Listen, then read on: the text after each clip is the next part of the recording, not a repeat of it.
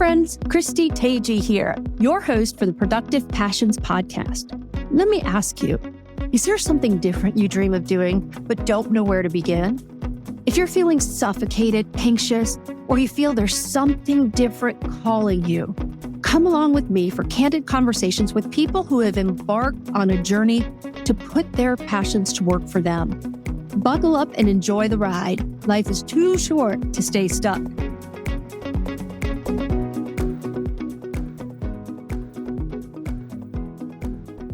Hi friends, welcome to another edition of Productive Passions. Today we have an exceptional guest joining us, Rachel Vickery, a renowned human behavior and high performance strategist and coach. Rachel has an exceptional talent for helping individuals and teams unlock their potential by mastering their emotions and optimizing their performance.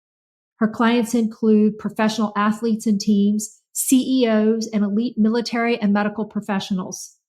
When performance in high-stakes settings requires exactness, having the right tools is essential. Today, she's sharing some of these same strategies used to improve the performance of these individuals with us. Amazingly, none of these strategies are hard, but they do require consistent practice. Don't miss this chance to learn from one of the best. Rachel, it's so good to see you. Welcome to Productive Passions. Thank you so much for saying yes to being a guest on the show. Christy, thank you so much for having me. It's so good to see you again.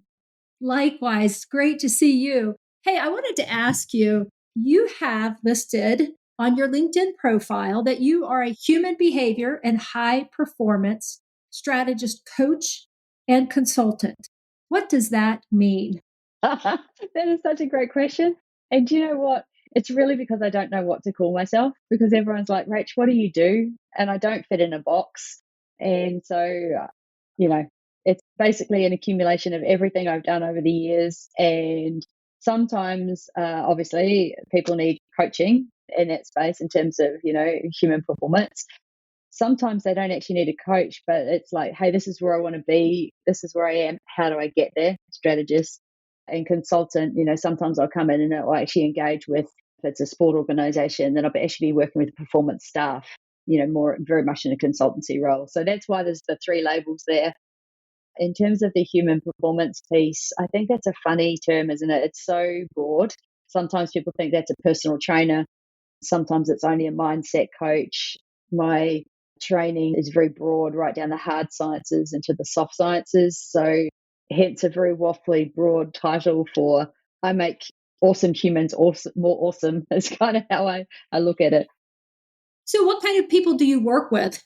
I work with, broad definition, I'd say, is they're really good people who have to do big and difficult things where the stakes are high and the impact's significant. Mm-hmm. So that might be special force units, that might be professional athletes, executive teams, CEOs of multi-billion-dollar companies, trauma medicine, emergency medicine doctors, anyone where there's a lot of responsibility for them to be able to execute whatever their craft is at that period of acute moment of go time, and do it in a way that they can, make really smart decisions. Their situational awareness is awesome. Technically, they can execute what they know they need to execute, but also not just at that go time moment, but how do we set people up to thrive, I think, in careers that might be high pressure, high stakes, high consequence, which obviously can take a toll both physically, but also mentally and emotionally. So, Rachel, you mentioned several groups of people that seem very far apart, except for what you talked about, high stakes, important decision making. You said special forces as in military special forces? Yes. Yeah. Again, that's a wide variety of people. What do these people have in common besides difficult decisions, lot riding on the decisions? What do these people tend to have in common? In terms of why I can work across all of those broad arenas of performance, the underlying human piece is the common factor. And so, generally fitting that into a couple of different buckets. There's the physiological stress response piece that all of us as humans, we're hard-coded to have that. And I'm sure we'll go a little bit deeper at some point into talking about that.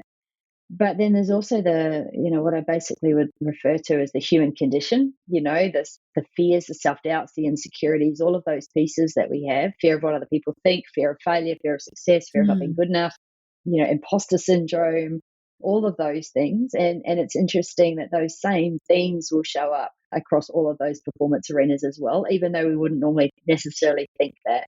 And then there's just the practical pieces, what we call, what would put into the bucket of, I guess, allostatic load. So, sleep, nutrition, people we spend time with, all of those basic things around human performance or what makes us operate well or not well. As humans, we all need to eat, we all drink, we all spend time with people, and what the choices that we make in those arenas are going to influence on our performance when we actually enter into our go time. And I think, if we come back to that physiological stress load, stress response piece, the thing about working in the performance arenas I work in, where we have people that are, they are usually masters of craft to a degree. Often I'm working with the real one percenters, top of the game globally in what they do, is that, we're working with people who are mentally, physically, emotionally, spiritually resilient human beings. They can do difficult things. And often there's a misunderstanding, I think, on their part, but also on those of us that sometimes are working with them, that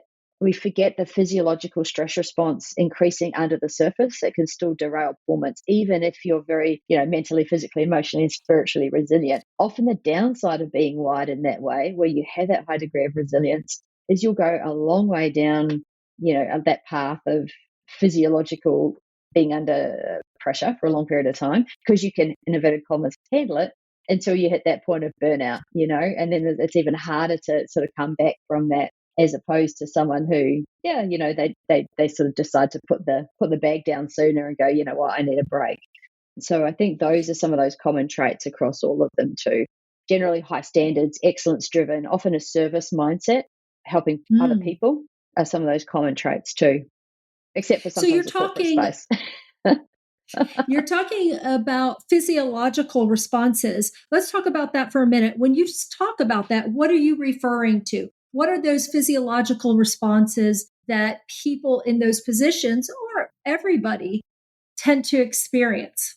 Yeah, and I think it's important that we do reframe it, even though we talk about this often in, real high achievers, and obviously that's the area, that I work in, is that every single human has hard coded into them neurophysiology, the human stress response. There's two parts to our nervous system, and I'm not a neuroscientist.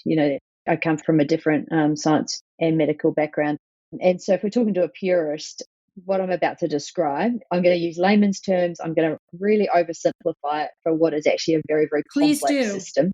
So we're going to talk Hmm. super simple, right? But basically, we talk about there being two parts to the human stress response, or the autonomic nervous system, I guess. There's the fight and flight nervous system, which is the sympathetic nervous system, or the wind up. And then there's the parasympathetic nervous system, or the rest and digest, which is our calmer nervous system. And those two parts of the nervous system will have opposite effects on some of our major body systems. So if we're in the calm nervous system, the parasympathetic nervous system, our heart rate will be lower. We'll breathe into our belly, into our diaphragm, if that is our default brainstem pattern. And that's very different from breath work. We need to clarify that at some point in time. So we'll breathe down into our diaphragm. Our mind is a lot more relaxed. Our muscles are a lot more, just loose and relaxed in our tension. Our digestive system works awesomely. Our peripheral vision is wide open. Our auditory awareness is excellent. So that's all operating in that calmer nervous system. We're also more wired as a result of that physiology to be able to tap more into abundance mindset or creative thinking. Because if Mm. we're a primal human and we are very, this food, shelter, and sunshine, then we're safe and it's all good. So we can tend to think more creative, more bigger picture. We tend to, feel more focused on our tribes mates down the road. We're creative, we're expansive. That's fantastic, right? But then the opposite side of that, our sympathetic nervous system, or our fight and flight nervous system, gets triggered when we perceive that there is a threat or a danger to our well-being or safety. Now, obviously, thousands of years ago, very different primal threats to what we experience on a day-to-day basis currently. But the Sure. primal hard coding is still very ancient. So when that one kicks in, our heart rate starts to get a lot higher. So we might experience heart palpitations.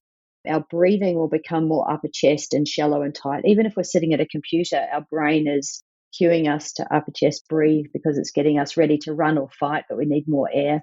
Our digestive system pretty much shuts off because we don't need to worry about digesting the buffalo we just killed if we're trying to run away from a lion.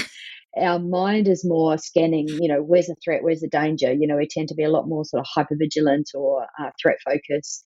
We tend to lose our peripheral vision, so we'll get quite tunnel vision because, again, our primal cortex responses, we don't need to worry about the berries on the bush. We just need to go, what is the safest way out of danger? So our vision will pull in very narrow. And we tend to lose our auditory awareness. So someone might be talking to us and we completely don't even hear them, or we don't hear things in our environment that we would normally hear in a more open state. Our thinking tends to go to scarcity mindset. So at a primal level, don't die. Modern version of that, we tend to second guess, we hesitate, we shut down, we retreat, we withdraw, we become a lot more defensive. We become a little bit more snappy with people. Those are basically those two different states. And the challenge with that is that those two states are opposite. We can't be in both at exactly the same time, right? So we're always fluctuating back and forward. And so, talking about physiological stress response and performance under pressure, it's this play and this balance between where is my arousal state, and I call it a squiggly line, if we were visualizing this on a diagram, where is my squiggly line relative to my threshold or my red line, and being able to So the perform. squiggly line, just to clarify, the squiggly line is just, I'm starting to get worked up. Is that fair? It's more like, if you can imagine like a calm nervous system on one side of it. Let's say we're looking at a screen, right? Calm nervous system on one side, the fight and flight on the other, a squiggly line through the middle. Just a squiggly line basically because we're either on one or the other, but we're always fluctuating our state between the calm nervous system and the up nervous system. Does that make sense? And so it's just more of a visual representation of which are you in at any one time. Okay. So I'm thinking about drivers because we hear a lot about road rage. So in my mind, I'm thinking about the person who's like on a Sunday drive, enjoying the view. It's lovely. And somebody cuts them off. Now, I was in that parasympathetic state, but now I'm mad and I'm in the sympathetic state. Yeah. Right? Is that kind of what you're talking about? How you could go back and forth? Kind of.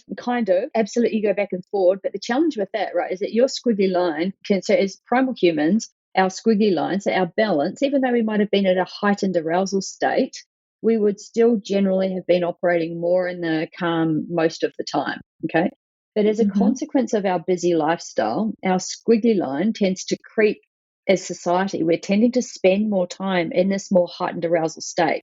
But even in that, the fact that as modern humans, we're more in the heightened arousal state all the time, you will still have times of physiological calm and physiological peak, right? So we're still fluctuating, but just more of the time at a more heightened arousal state. Now, some of the things that'll push our squiggly line into that right-hand side, into that more high sympathetic drive, might be things like poor sleep, high caffeine, high sugar diet, being an upper chest breather, just life issues, pressure, demands, kids, travel, contracts, taxes, but then also those things around fear of failure, fear of not being good enough, fear of what other people think, all of those things. We call it allostatic load in the science. Now, as a consequence of having many of those things over time, our squiggly line creeps more up to that operating in that heightened state. Now, then let's imagine that there's a threshold, right? There's a red line that says basically, as long as my arousal state is staying below my threshold, none of my negative version performance stuff shows up. I can execute cognitively really well. I make smart decisions. My fine motor skills are there. I have great emotional sobriety. I don't lose it at someone who cuts me off in traffic.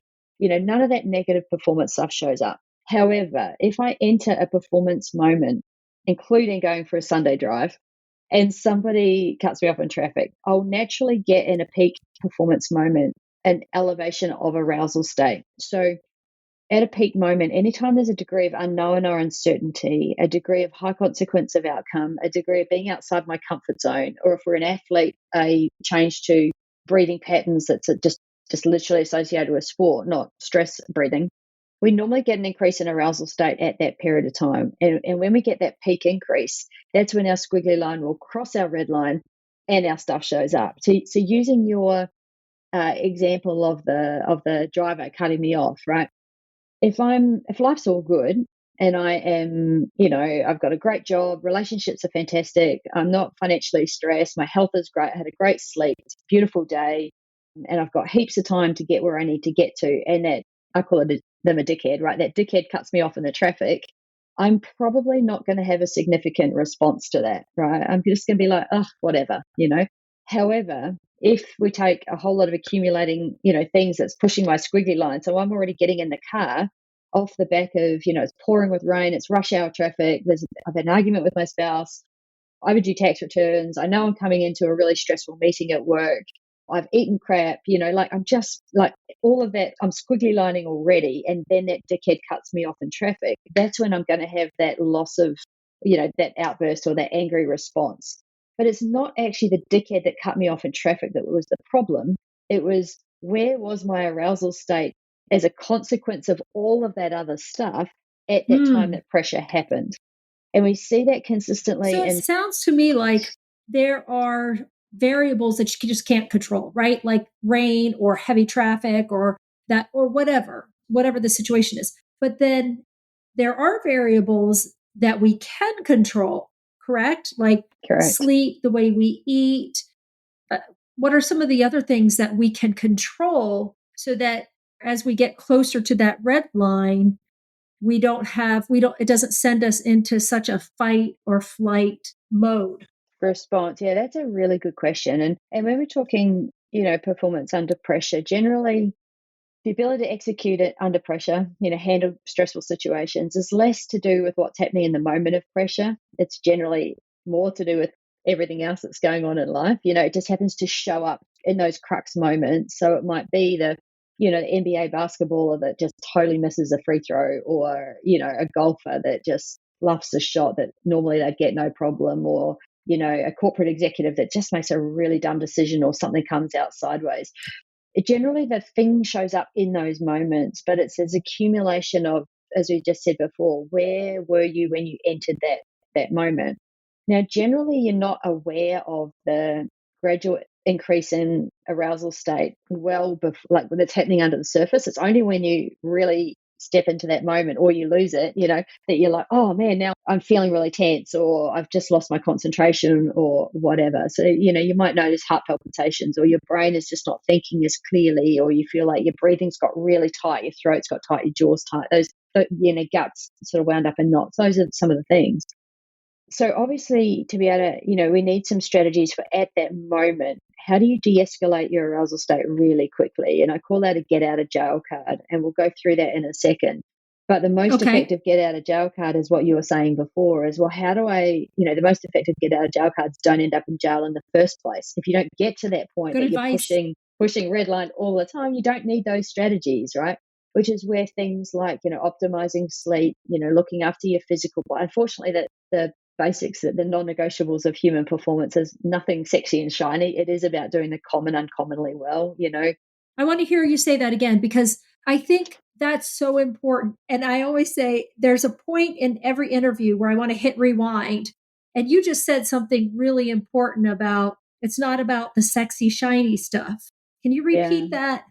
Yeah, just, basically that the non-negotiables of human performance, right, are, they're not sexy, they're not shiny. It's about doing the common uncommonly well, and it's about those basics of sleep. Are you optimizing your sleep as Mm. best as what that needs to look like for you? And I'm sure, there's enough stuff out there with regards to sleep, but quality sleep, dark room, cool room, not being disturbed, and there's a whole lot of sleep science that absolutely we can talk about, breathing, as simple as that. And not breath work, not do you sit for 5 minutes and do some mindfulness meditation, counted breathing rhythm, Wim Hof, like not that stuff, right? But are you a diaphragmatic nose breather at rest most of the time? So the 15 to 20,000 breaths that you do through the day, optimizing your parasympathetic, your calmer nervous system, aiding digestion, those sorts of things. Are you eating just really good nutrition, not refined sugars and carbohydrates and all that stuff that can upset gut microbiome and thought processes, but fueling really well for cognitive performance as well as for physical performance? Looking after your physical body, are you stretching? Are you mobilizing? Are you strong in your core? Are you moving it? Are you building muscle? Daily gratitude, getting rid of toxins. And that doesn't just mean what you ingest, but the people you spend time with. It's amazing how damaging to our nervous system spending time with toxic humans that just drain us are. It blows my mind how many people will still turn on the news every morning. They'll start their day with the TV on with the news, or they'll watch the news at a certain time every night, and it's like there's so much negativity, but you're nervous. We forget that our nervous system responds to what we watch, what we hear, what we read, in the same way as if we're actually in that environment. A little bit of mindful presence, every day is a good thing. Taking care of life, like squaring away those overdue tax returns, those relationships that aren't well handled, just that stuff that when it pops into mind, you're like, oh, it stresses it you have to handle it, but you just keep shoving it aside. And then I think that really important piece, right, of having a code or a North Star, knowing your values, knowing what you stand for, just that deeper sense of what is my North Star as a human, that I can keep coming back to that. Now, that sounds like a pretty significant list, right? But if you make some inroads on all of those things, generally you're going to optimize a lot of the negatives that we're talking about with that allostatic load that actually push our squiggly line up there in the first place. Now, obviously, all of those things I've just touched on, we could do a podcast interview on those on their Yeah. own, so we won't go deep into any of them. But that's what I mean by the What's base interesting? foundations. What's interesting? Those base foundations you talk about. Years ago, we would have said that's hokey. That's kind of hippie stuff. Like eat good food, sleep, feel good, gratitude, mindfulness. And yet, here we are talking about that as the things that you can implement that can take your performance to the next level. That's pretty Yeah, serious.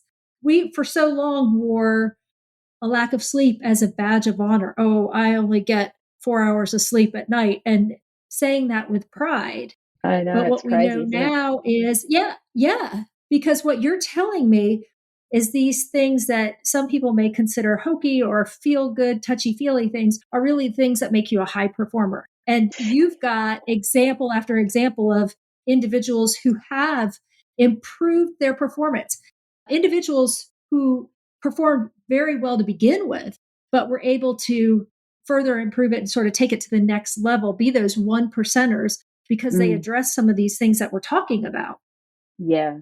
And all of those things, even gratitude, is it's not crystal waving. That, fear and gratitude actually live in very different parts of the brain, and we get to choose which part of that we want to light up. And so, thinking about those two parts of the nervous system I was describing before, right? The fight and flight or the rest and digest. If we're running away from a lion, that's trying to kill us, we're not going, oh, I'm so grateful for this opportunity. This is amazing. Do you know what I mean? It's like, oh my God, like Right. just this is awful, right? So we want to, one of the things that gratitude does is it actually really intentionally data inputs into our brain, basically, to turn on a very different part of the nervous system. So rather than, and I think, we've spoken about this before, but one of my philosophies in human performance is don't fix broken, create awesome. And so often I think people are living Mm. life in a way that's basically just trying to be not broken. They'll eat so that they don't gain an extra 5 or 10 pounds. They're just trying to be not fat, or they're trying to be not stressed, or they're trying to be like whatever their thing is, but they're trying to be not broken. Athletes, the analogy of trying to not lose a game. But if your focus is on being not broken, the bar's pretty low from a performance perspective, right? But being not broken doesn't by default give you awesome, right? You'll just be not broken. However, if you really Right. intentionally and strategically set life up to go, how do I want to thrive, I want to be someone who has a really awesome quality of life. I want to be a high achiever and perform and lead and, whatever those things are, right? It's a very different mindset to go, right. So if that's the outcome that I want, even if it's just, I want to be a really present, really engaged parent, or, it doesn't have to be the super high achievers. I know we often talk about that, but it's just as relevant for someone who doesn't aspire to, being a groundbreaking neuroscientist, I don't know, whatever, right? But it's basically the same concept of how do I really intentionally and strategically eat as well as I can, whatever that looks like, Mm. sleep, just optimizing everything for awesomeness. Because by default, then you get not broken, right? But it's a whole lot more fun because, we talk about humans are built to be creative. We're actually built to build, we're not built to lose things and struggle and suffer, So it's a lot more fun too. If you say to someone, oh, you need to, nutrition is just such an easy one to pick on. But if someone's trying to lose weight, then all they hear that through the filter of all of the things I need to give up, all the things I need to deprive myself of. So it feels like it doesn't feel like a whole lot of fun. But if we reframe that to, I want to gain a lean, healthy, athletic physique, that's a whole lot more fun. And generally, you're then going to eat in a way that it's natural to eat in a way that's going to give you that outcome. Does that kind of make more sense? I love that. Yes, I love the way you said that. Instead of focusing on the negative, maybe rephrase that to, I want to gain. What do I want to gain? And focusing on that. Yeah. So I want to back up for a minute and ask you about you. So, Rachel, how did you get to be an authority on this? What's your background? Yeah, I think authorities that's your word, not mine, right? Because I wouldn't claim that. You are so very humble, but yes, I would say that. I would claim that for you. Well, thank you. Thank you for doing so. So I started life as a high performance gymnast. Well, I didn't start life as a high performance gymnast, but that was, pretty quickly I became a high performance gymnast. I was 6 years on the international gymnastics team, competed at Commonwealth Games and World Champs. So grew up in an environment where very much a perfection environment, a very tough environment. Right. I'm sure many of your listeners are familiar with, what USA Gymnastics went through in recent years with that, Larry Nassar's and Athlete A, for those of your listeners who watch that on Netflix. Very tough environment, toxic environment, very much an environment of performance and high pressure. And I had a move that I would start my beam routine as a gymnast, and the beam is 3.9 inches wide, and I think it's, I don't know how, 40 odd, no, it's 125 centimeters, whatever that, 4 foot something off the grounds, right? And it's a hard event to compete because the margin of error is so small. And my coach, in her infinite wisdom, decided to start my beam routine with what was ranked as the most difficult beam mount. And so it was basically a somersault forward, tumble forward, sort of ended up back somersaulting, landing on one leg on this thing that's very narrow. And it was a move that I could do no problems whatsoever. It's easier if I can just play a video because it's very hard to describe. Sure. But it was a move that I could do. It sounds very scary. It's scary and complicated because it's a blind entry. And once you're committed to coming into the board, there's no way out, right? So once you're committed, you're going. Right. And it was a move that I could do no problems at all in training or perfect landing in low-level competitions. But in big internationals, I'd fall. And once I'd fallen once at a big international, then it set up a bit of a failure cycle where then I was anticipating or worrying or fearing failure the next time. What happens if I fall again? And the consequence of falling was the difference between being gold medal and, bottom third of a competition. So there was the personal disappointment with that. There was also the sense of letting my country down, which was crazy because that totally wasn't the case. And how old were you? Felt like. About 15 to 19 was through that phase. A lot of pressure. A lot of pressure. Wow. And just not the emotional maturity to know how to handle that, deal with that, separate out performance from, that was a poor performance versus that's not, I'm a poor human being. There was a lot of complexity in that. But then there was also the negative abuse from coaches, like the punishment for failing, which is probably the thing I was most afraid of, actually. Was the consequence of that. Anyway, it was something I never cracked. I worked with sports psychologists. I was a very good competitor everywhere else. So it wasn't like I couldn't handle pressure. It was just this one particular thing that got me. And it didn't make sense to me. Why is it that I can technically do that thing exceptionally well, except when it's really high pressure and high consequence? Left that, studied and became a high performance sports physiotherapist, and worked very much in the physical optimization of athletes, from a physical, as people probably think physiotherapists do. Very much a medical brain, though. Our training in Australia and New Zealand is a bit different from what you have up in the US, a bit more medical minded. We've got a lot more autonomy of practice from a diagnostic perspective. And along the way, part of our training as physios is around breathing from a respiratory illness perspective, so medically sick people. But I looked at breathing from a slightly different perspective as a mechanical thing. This is my performance hat on, right, from being a physical performance thing. Is looking at the pump, the bones, the muscles, the stuff of breathing. And I worked in a clinic 3 days a week that I was treating international level athletes from the physical performance side, but 2 days a week I was working with general population with burnout, panic attacks, stress, anxiety, that sort of stuff, which was the arousal state piece. So that was about 20 years Hmm. ago that I started, I guess, this exploration in the human stress response. But I was only looking at it in a very narrow, at that point, it was probably fixing broken. People were coming in with panic attacks, burnout, stress. I was trying to help them not have those things.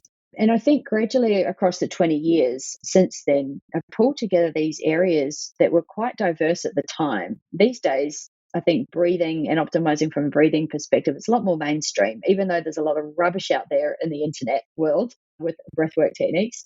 But I think at least it's not so much seen as a sitting on a cushion crystal waving technique. There is a more awareness of it in the breathing performance world.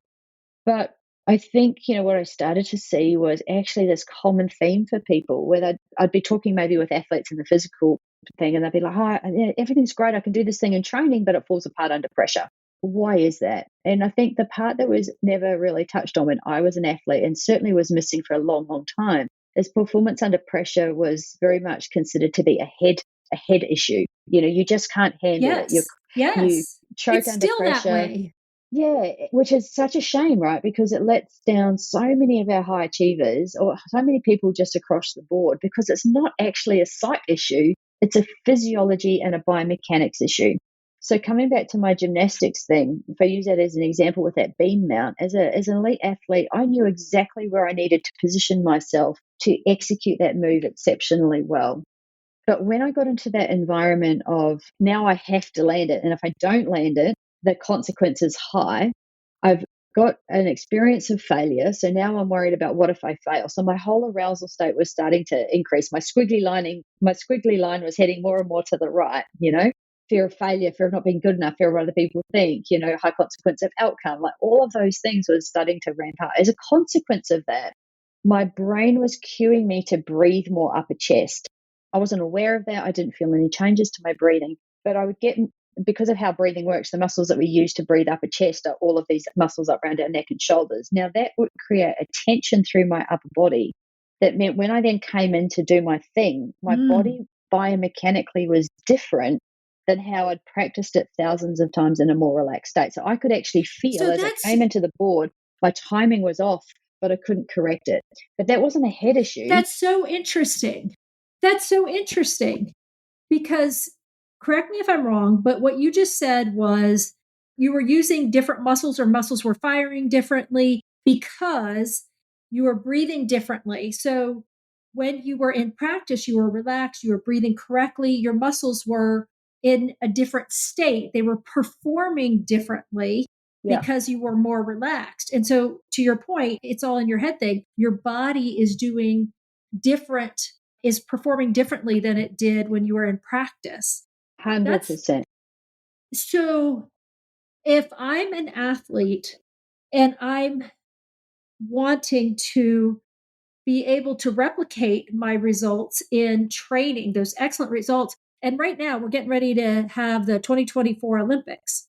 I will tell you, I have been thinking about those athletes, like what they must be feeling right now.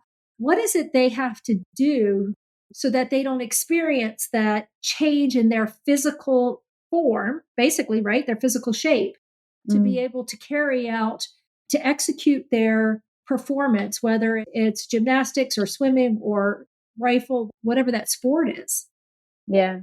Yeah, I think before I answer that, which I will answer that, there's also, we talk about the changes to breathing pattern, right, as a consequence of that fight and flight nervous system kicking in. So that does change biomechanically. But it also changes things like because we lose peripheral vision and auditory awareness. If I'm in a team sport, for example, my subtle read of my environment, my ability to pick, Oh, hey, yeah. there is a player here or not, and just that intuitive sense. Mm. If I'm a surgeon, my scalpel control, as an example, my fine motor skills will actually start to change. I tense up more, so I've got more tremor in my hand, as an example. If I'm a tactical athlete in military, my firearms control accuracy, fine motor. If I'm a pilot, we actually get a physical change, to quite a few different things. Even our decision making will change as a consequence of that heightened arousal state. So, coaches will look at their athletes and go, Like, it looks like the athlete had a complete brain fade, and they'll blame the athlete for making a stupid decision without, or missing that player that was wide open, for example, without actually realizing that that athlete in that moment was in such a heightened arousal state, they literally didn't see them, or they didn't hear the instruction that you think you've given them to do the thing. So I Like think they the first physically thing, couldn't, right? they physically couldn't Because because they've they're got in that their squiggly line sympathetic across their state. red line. Yeah, their squiggly line across their red line. Their Wow. arousal state across their threshold, and unfortunately, it's like you kind of light a fuse, right? It's not, even though it'll gradually shift. So sometimes your squiggly line might only just cross your red line, and you only get a brief experience of those negative performance, and then you're back under, and then you're like, oh, all my problems have gone away. And that's why people often perceive that it's their high performance arena that's the problem or the trigger for their stress moments, because that's when they get the little bit more increase in arousal. And then, of course, they get home from the office, or they get away from their performance arena, and their squiggly line, their arousal state de-escalates again a little bit, and they're back under their threshold, and all of their stuff goes away. So we tend to misread that it's the performance arena that's the problem. It's just where it shows up, right? But back to your point in terms of what can athletes do, I think the first thing we actually need to start doing is normalizing this conversation, that if you're experiencing things like heart palpitations, breathing tightness, your gut goes, your brain just goes AWOL, and you can't make those smart decisions, you're making these mistakes under pressure, there's a decrease in task execution. It's not because you're mentally weak, can't handle pressure, not cut out for these environments. It's not a head thing. It's a physiological stress response thing that every human is like. We need to normalize that conversation first and foremost. And I think that's where, the work that I'll do, often with very alpha male populations, or highly competitive, is why I think there's so much buy-in, is because we're coming at it from, hey, this is just it's a physiological, this is a real thing, right? In your body, and we can train for that. And suddenly people are like, oh, okay, well, that doesn't mean that they're not mentally weak. Of course not. It means actually that you're really trying to push the envelope, push the boundary, be way outside your comfort zone. And you're a normal human being that says, when there are those things, high consequence of outcome, degree of uncertainty and unknown, being outside your comfort zone, it always turns on that threat response. In the same way, if I use a different analogy, that if your blood sugars get low, right, you get shaky, you get a bit cranky, you get like, there's a physiological response to low blood sugars. And yet we Oh, don't that's judge great ourselves as analogy. being mentally weak. If we get a negative consequence to low blood sugars, we just eat something that's going to elevate our blood sugar levels, right? We don't judge it as from a cognitive perspective. And I think we do our high performers such a huge disservice when performance and high pressure is only pigeonholed from a psychological perspective. There's They absolutely a have a phrase for that, psychological, right? They have what's the that? choked under Oh, pressure, choke the under choked pressure. under pressure. Yeah, it's so cruel, isn't it? Yeah. We grew up hearing that. It's like Yeah, you can't perform, you choke under pressure. And so what yeah, I'm hearing you say is we need to, like you said, we need to normalize the conversation around it's not so much that you can't handle it, you're mentally weak. There are these physical changes. Your body literally changes in a yeah, way that prevents you from being able to do those things that you can do in other situations because of yeah. those physical changes. So, And how do I've got a, you address that? yeah, I've got a slide. It's really interesting when I'm presenting this to groups and organizations. And I've got a slide of all of those things that I went through earlier, that allostatic load, all the things that will move the squiggly line up to the heightened arousal state, the sleep, the nutrition, family, travel, disrupted circadian rhythms, fear of not being good enough, fear of success, fear of failure, fear of what other people think, all of those things, right? And I'll put that up in any performance arena. And also, and there's about 12 or 13 things on the list.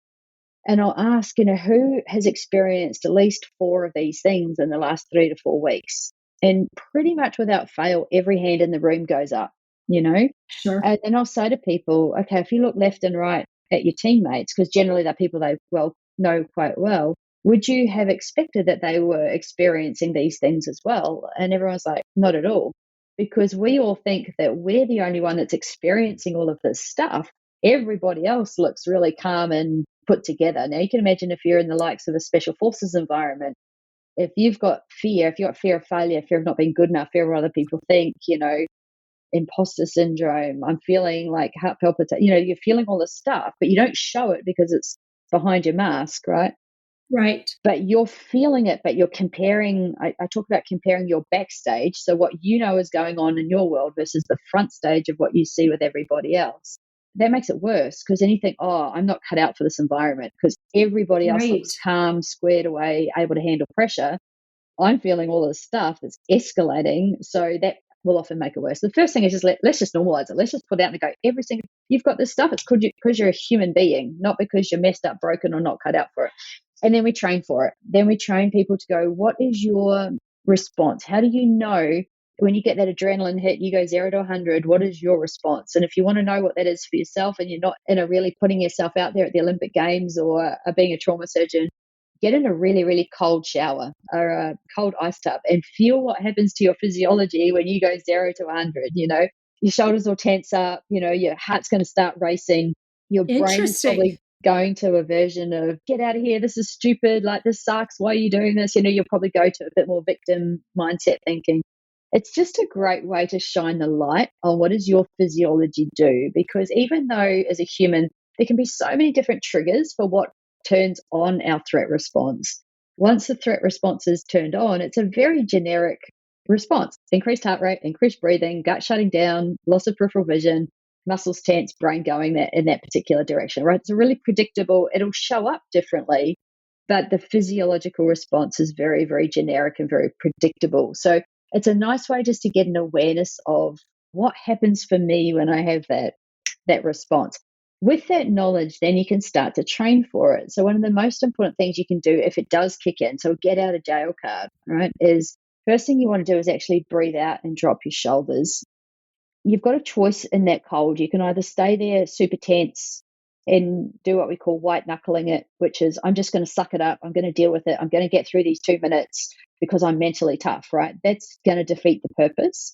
What you want to actually do is relax your shoulders, relax your hands, try to get into nose, belly breathing, just a calm rhythm, not a forced rhythm, not a counted rhythm, just can I breathe nose and belly in the same way that I would just normally when I'm in this cold, unpleasant environment, and just working with your breath to get to that point of calm, That's the idea of getting into the first thing is just an awareness piece. But if you want to continue to train in the cold, so you can train yourself to take control of your reaction, that's when you work to, just slow your breathing, relaxed shoulders, relaxed hands, not being reactive to the cold. So if you're doing it in the cold shower, the idea is don't have it hot and then just turn it cold for the last 10 seconds. You actually want to intentionally have it cold right from the start so that you have to make that hard decision to step into an uncomfortable situation. You'll feel the reaction, and that is some mental training for those environments. And then just go about your business doing a normal shower, but don't do it super fast because you're being reactive and panicky. Do it calm and smooth so that you're training yourself to not react to an uncomfortable situation. And that comes back to just that day-to-day of there's going to be a lot of things that will trigger the response in us and we'll feel it, but we get to decide whether we buy into it and just let it take control and lash out at the dickhead that cut us off in the traffic, or whether we can go, oh, there's my response. Hang on a sec. I'm going to take responsibility and control of my arousal state. I'm just going to de-escalate it myself with dropping my shoulders, breathing, looking up. And now I'm choosing a different reaction. So we're training ourselves to be less reactive. And that's where I think the colds can give us great exposure to that. The one thing I'll say, obviously, if someone's listening at home, please, if you've got a heart issue, get that checked before you just go straight into really cold water, because it will have an impact on your heart. But the second thing that's common in the performance space is people doing Wim Hof breathing before they get in the cold. It'll be this forced type of ventilation, big, deep, fast breaths, and then they'll get into the cold. And I don't encourage that at all with the clients that I work with. And the why reason is that? being, great question. Normally in life, when that thing comes out sideways at you that is unexpected, that is going to give you that adrenaline dump, that heightened response, that, excuse the Aussie expression, but I call it the oh shit moment, is that you haven't got time in that moment to say to someone, hang on a sec, please wait for 30 seconds while I do my preparatory breathing, and don't generally have warning either. That's to go, so what do I need, That and so we makes just want to total train sense. Sorry, to get world. control Hold of on that. a minute. I need to just prepare before you like surprise me. Wouldn't that be nice for the world to just give you a minute? So nice. So is that one of the things that makes you different? Is because I've heard with different, maybe sports psychologists or different coaches, it's like before you get to your moment of performance, do these things, do these 3 things, and then go for it. Well, that's fantastic. Yeah. If I have the time to do that. But if I am surprised by something that comes out of the blue, which happens all the time, then I need to be able to incorporate those techniques regardless of how much preparatory time I have. Yeah, there's definitely space for both, but I'm just all about function. Is that what's the real world application of this? There's the nice to have, and then there's what's reality. And so I think making sure that you've got tools in your toolkit for everything. And the nice thing about that get out of jail card I used before, the eyes up, breathe out, the reframe thought of what you've plugged into, is that it doesn't then matter what triggers the response. It can be, I've suddenly been called on to give an impromptu speech, or suddenly I'm in a performance moment, or I'm in an intense argument with someone. It doesn't matter what the trigger for the response was. I've got an immediate de-escalation tool on myself. It's not in this situation, do this particular bag of tricks. It's like, okay, well, I know that my response is this. My control for that is this. There are certainly, if you've got some preparatory time, awesome. But even then, I would say if you're reliant on those 1 or 2 little things you do right before go time as being the game changers with whether I can handle pressure or not, you've actually left it too late by then. Insofar as coming back to that analogy of where was my squiggly line, where was my arousal state as I stepped into my performance arena? Have I got buffer in the system to absorb for that or not? So I'll give you an analogy. You've probably heard me tell this story before, but it was with a professional golfer I worked with many years ago now, and he had his PGA card up in the US. Very, very good golfer, exceptional what he did.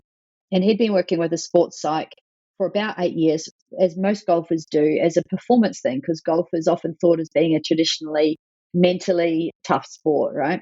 Or as a mental game under pressure. And he had a form slump, and he got to the point that he wouldn't make the cut, and he lost his pro card, and he had moved back home. He was having to live with his family. And his psychologist had actually referred him to come see me about a year before he came in, specifically for some help with breathing from an arousal state control perspective. And he came in to see me. In the morning he came in to see me, he said, Rach, because I made the decision this morning, I'm done with golf. I just can't crack this.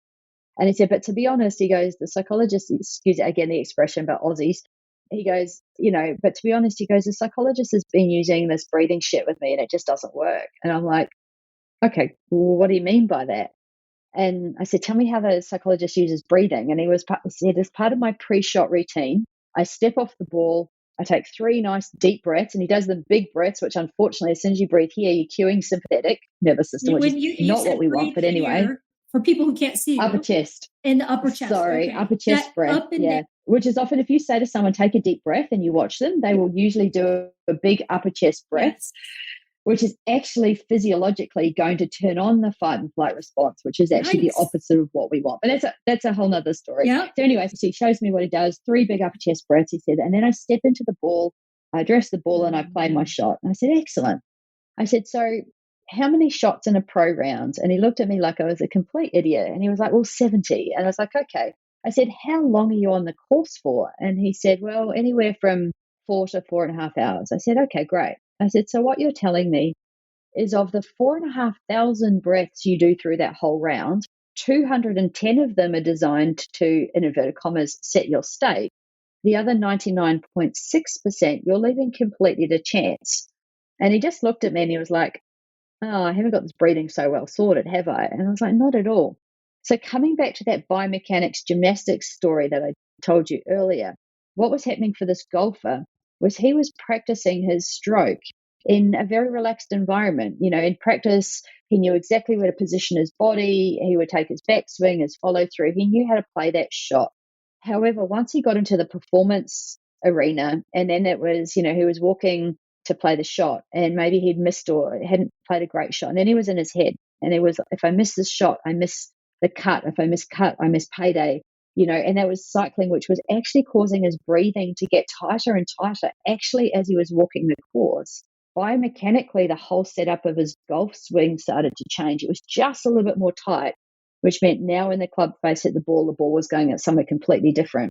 And when I explained this to him in terms of the breathing piece and all of those breaths in the round, let alone what was happening for him in life before he even got to the course for the tournament, he just looked at me and was like, "This isn't a head issue, is it?" He goes, "This is a body biomechanics issue." And he goes, "I can fix that," which absolutely he did, and he could. And he turned his golf career around, and he was PGA Golfer of the Year, 12 months later.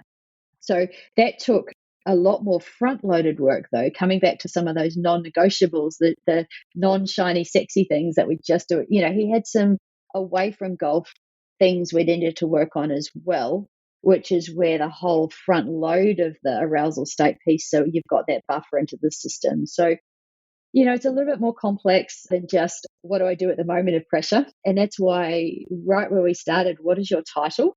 It sounds very vague and very broad, is because you can see there's some really cool complexities of human performance and how do all of these pieces kind of impact one another sort of day to day. Now, that is just as relevant for someone, as we talked about, who is, a parent or is a weekend athlete or, just the day, because generally life is these days more stressful in inverted commas in terms of the physiological stress load. We've got so many more demands and expectations on our time.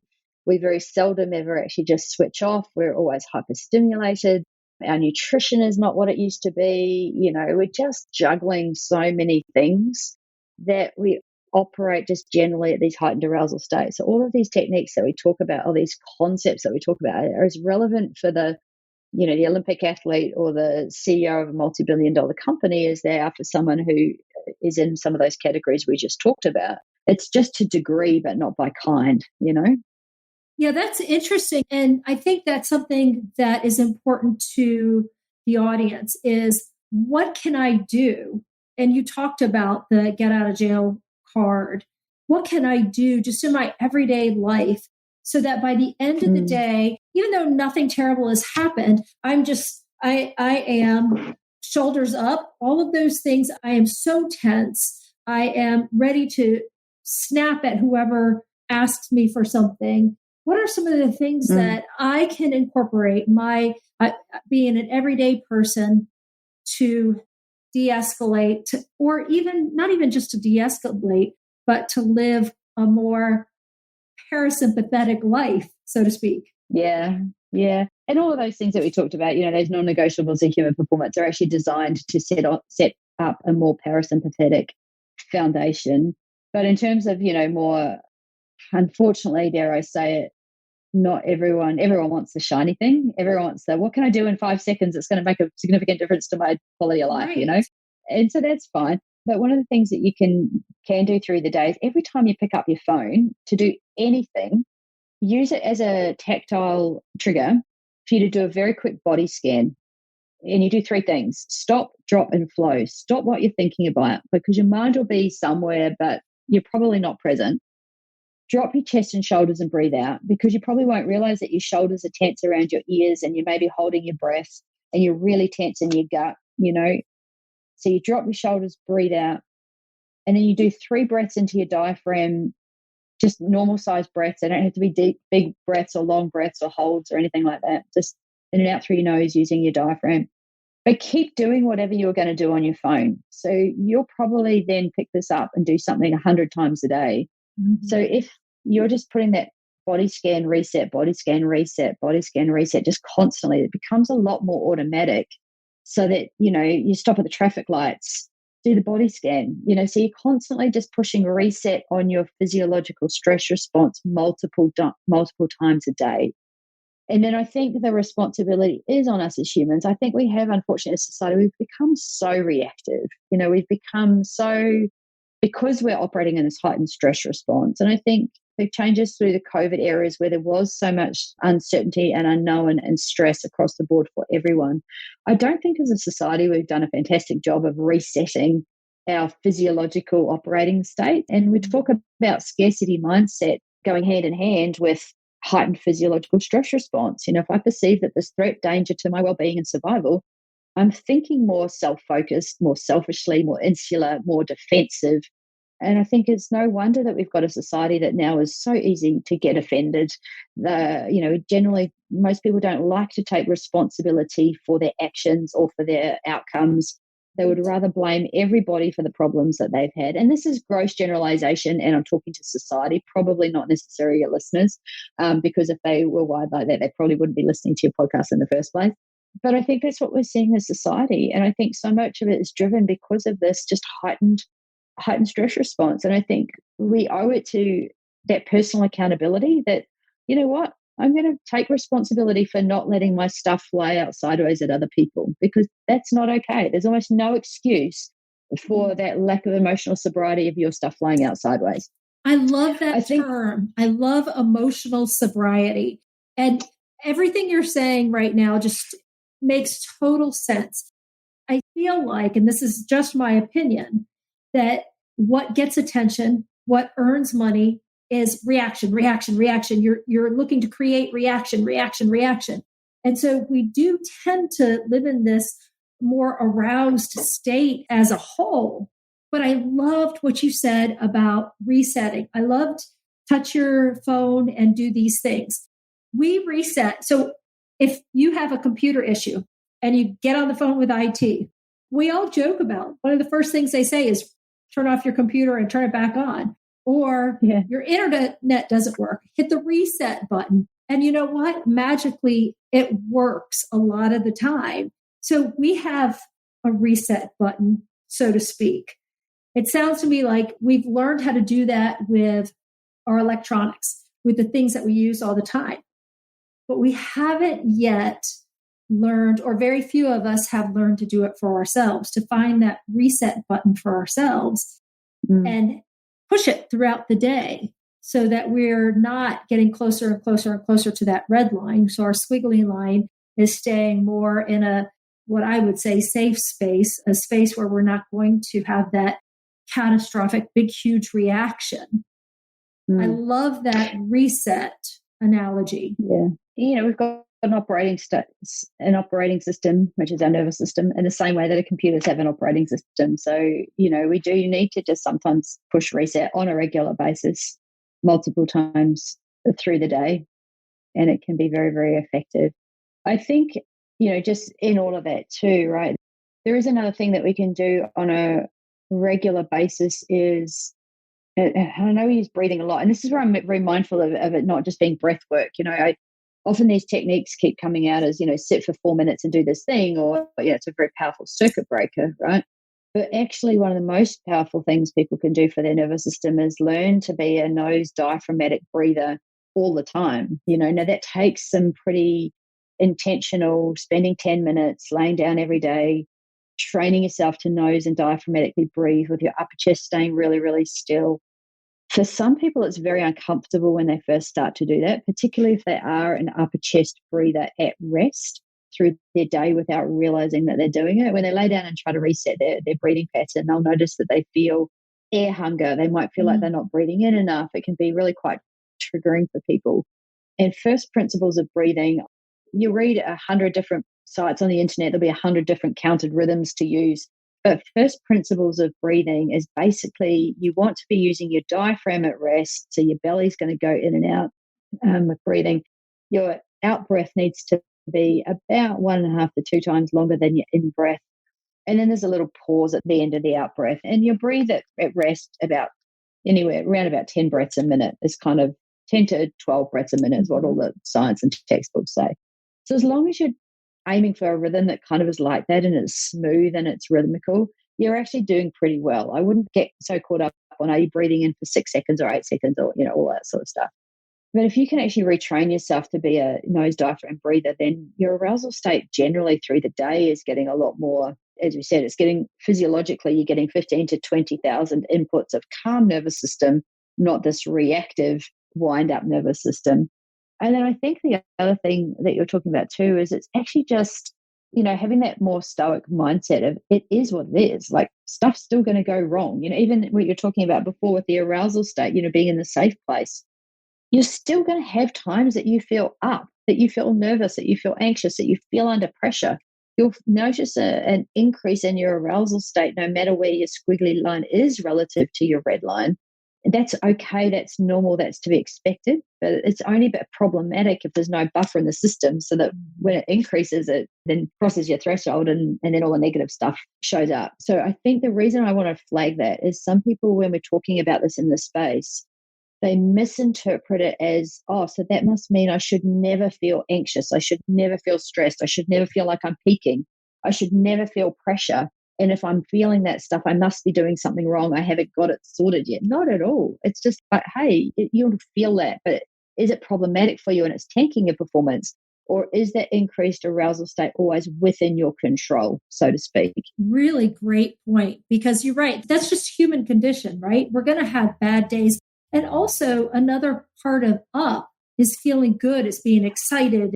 And that's absolutely. So not that we're trying to get rid of that, but we are trying to give ourselves techniques that when it's a negative sympathetic response, we have techniques to be able to bring ourselves back, to get out of jail free, or to stay out of jail as much as we possibly can. I think we spend so much time in our professions, in our sports, in our whatever our calling is, mastering our craft. We get really, really good at the technical and tactical aspect of what we do. But then most people just make the mistake of hoping it then shows up under pressure, without actually having an understanding that actually there is this physiological stress response and it will change things. And if we haven't trained for that, then, those technical, tactical aspects of craft will probably fall apart. So I find it fascinating that we spend so much time learning mastery of craft. Many people don't spend a whole lot of time mastering self, insofar as being more in control of our reactive thoughts, our reactive arousal state, taking accountability, those sorts of things. And then we wonder why, when we've made mistakes or we've lost it, then we have to try to recoup from that, and fix the problems that we've just created because we were rushing and panicking things and we made a mistake and, whatever. So I think learning to master ourselves is a really critical life skill as well. Arousal state being a critical piece of that. I love that. But also having self-compassion, and to your point, understanding that, yeah, we're all human. Every now and then we'll just completely lose it because we're exhausted or whatever. Exactly. So I want to ask you, what has been something in your journey through this human performance and working with high achievers? What's something that is totally unexpected? Oh, I think just ending up where I am right now was completely unexpected. Insofar as if someone had said to me 20 years ago, I'd be traveling the world and working with the people that I'm working with and, having some of the phenomenal experiences that I get to have as a consequence of the environments I work in, I couldn't have predicted it. I couldn't even planned for it. There was no trajectory of career path development that said I was going to start here as a physio and end up doing all of this stuff, which is so far removed. And to the point that I was actually working with a professional football team down here in Australia. And I'd been working with a team for probably... So us Americans, that would be soccer, right? No. Yeah, this is where it's really confusing down in Australia. So because we have about 3 different football codes. So there's soccer, football. We still do call that football. Football is also rugby league. Okay. It is also rugby union, and it's also AFL. And football is not NFL. So it's very confusing down here. So that's why I hesitated before I used the word football. I was like, I love just imagine anything. A male team sport with an oval ball, right? Anyway, I've been working with this program for about 4 years, and I knew the sports psychologist very well, and she knew me. We were just talking on the field one day while we were at practice watching the guys train. And I said something, I can't even remember what it was, and she looked at me and she was like, "Are you a trained physio?" We'd worked together for 4 years, and she hadn't known that, and it hadn't been a key part of what I'd actually said, because often what I do is so far removed, even though it's so, grounded in hard science, soft science, performance science. Some of the physio original training was the springboard to get to here, but it's so far removed. So I think that's been probably the most surprising. I think even just watching the shift between, 20 years ago, I actually pushed back very hard. I didn't want to get known as the breathing lady, because there was such a negative connotation where people would be like, oh, it's a soft, you're going to talk to us about meditation or mindfulness. Right. I don't do any of that. It's very much more that performance optimization piece. And so I think it's been awesome to watch that transition. But now I'm at the other end of the spectrum where I see all of the, not all of it, some of the really awful education that is out there about breath work and, these strategies. And I'm like, why didn't I do it 20 years ago so we could actually get the right science out to really help people rather than, these rafts of people that are taping their mouths shut at nighttime trying to be a good nose breather and, I don't know, crazy stuff like that. Well, there's still time, Rachel. So one last question for you. For anybody who's listening and hearing your story, and just to clarify, for those who didn't catch, physiotherapist is equivalent to physical therapist in the United States. So there are some differences, but for anybody who didn't catch that, I wanted to make that point. But for those who are listening and hear your story about what you've done, what you're doing, who you're working on, I mean, you've gained so much experience and so much knowledge.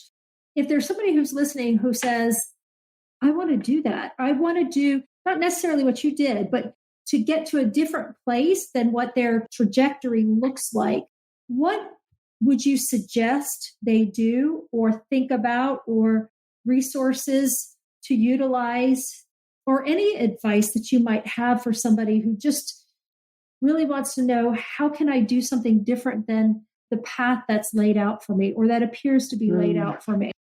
I love that. Rather than specific resources, what I think retrospectively now, I can look back and join all the dots and things make sense, as is always the case.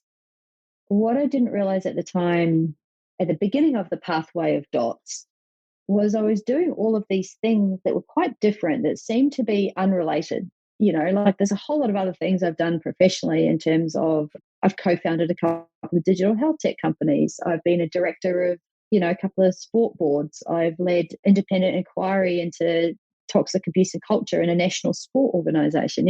All of these very random different things. Even if I come right back to being a physio, where I was working as a physical performance optimization and then breathing. And I remember when I was doing some of my master's studies at university, I was doing a sports performance postgraduate paper, and it was musculoskeletal, and we got to write on something around performance. And I wanted to write, an assignment on the role that the diaphragm had as a spine stabilizer. So diaphragm, really important breathing muscle, core stability. 20 years ago, not even thought about putting those same things in the same sentence. And the lecturer actually said to me, he said, Rach, you can't write about a breathing muscle in a musculoskeletal course. And I was basically like, well, watch me. And I could put enough of a case together for him. Yeah, I put enough case together. There was like, okay, I'll let you write the assignment. And if you can prove that it's valid and whatever, then awesome. And I did. And that started to become that point for me of pulling these two areas together. Interestingly, about 15 years later at this particular country's National Academy of Sport, and I was invited to present to all of their performance staff in some of these areas. This lecturer who was still working in this space was actually frontline in the course, an avid learner. So immense kudos to him that, he completely opened his mind to different ways of doing things, right?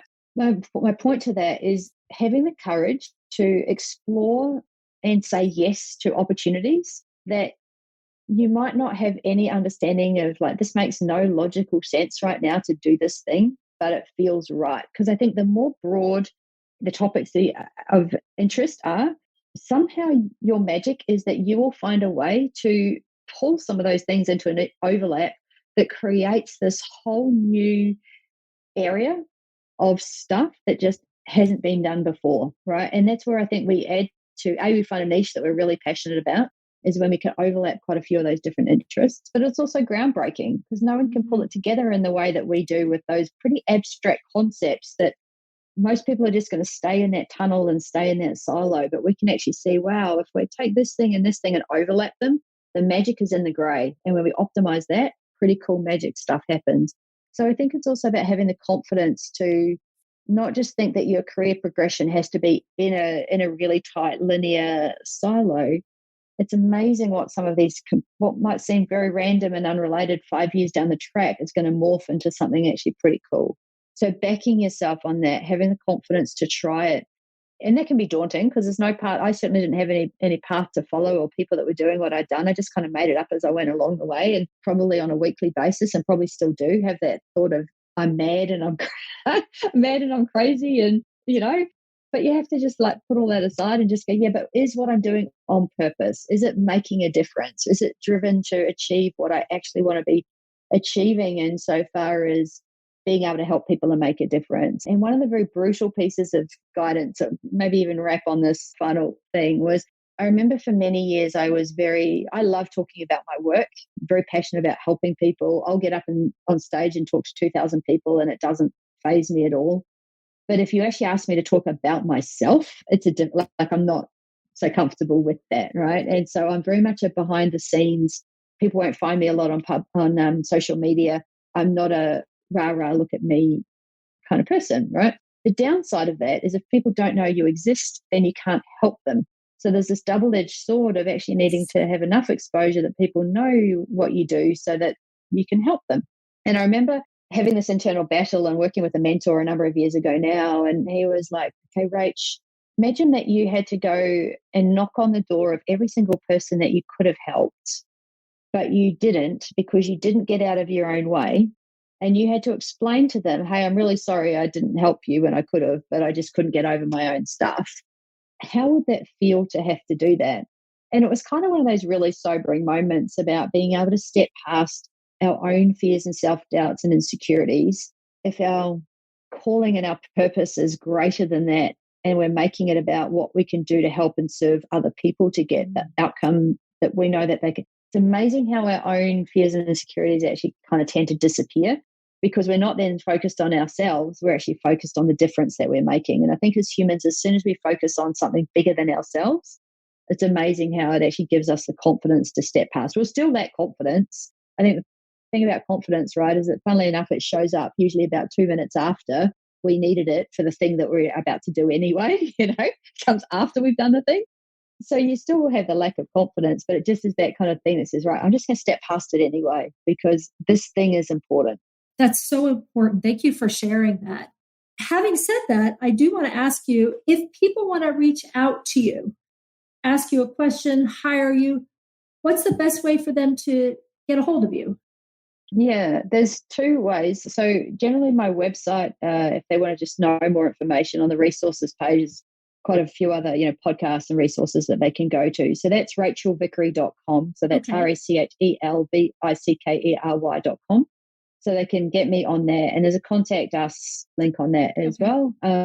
LinkedIn is probably the other best place, to be honest, is where I'm probably the most active. I'm currently taking depending on when this goes out, I'm off social media for the next 2 months, just intentionally.